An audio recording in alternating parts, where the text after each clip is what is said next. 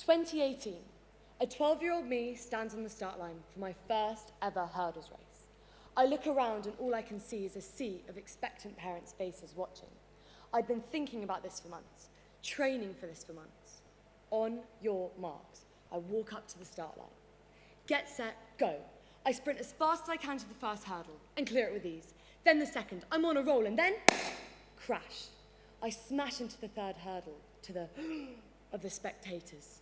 I peel myself off the ground, tears running down my face, blood running down my leg, and half-heartedly finish the race. I was mortified, furious, and embarrassed to say the least. Yet despite all that, I woke up the next morning and I wanted to carry on. The advice from my coaches and my friends showed me that this fall meant nothing in the grand scheme of things, and that feeling I got from gliding over the hurdle, I would fall 100 times for, because it brought me so much joy.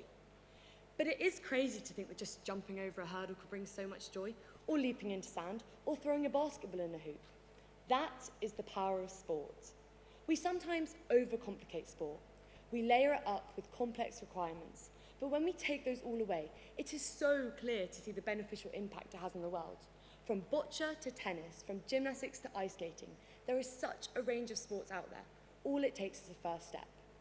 Look at parkrun, for instance, a worldwide community of 3 million people. Yet 16 years ago, it was just 13 people going for a jog in Bushy Park.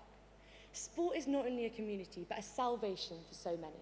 A salvation for someone like surfer Bethany Hamilton, who lost her arm in a shark attack aged 13, but her love for sport got her through some of her darkest times, and she came back to win a professional surfing competition.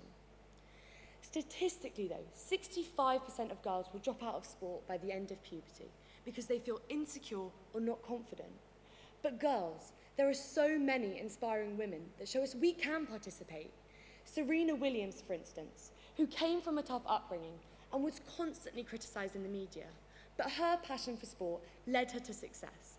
And 23 Grand Slams later, I think it's fair to say she is the greatest tennis player of all time.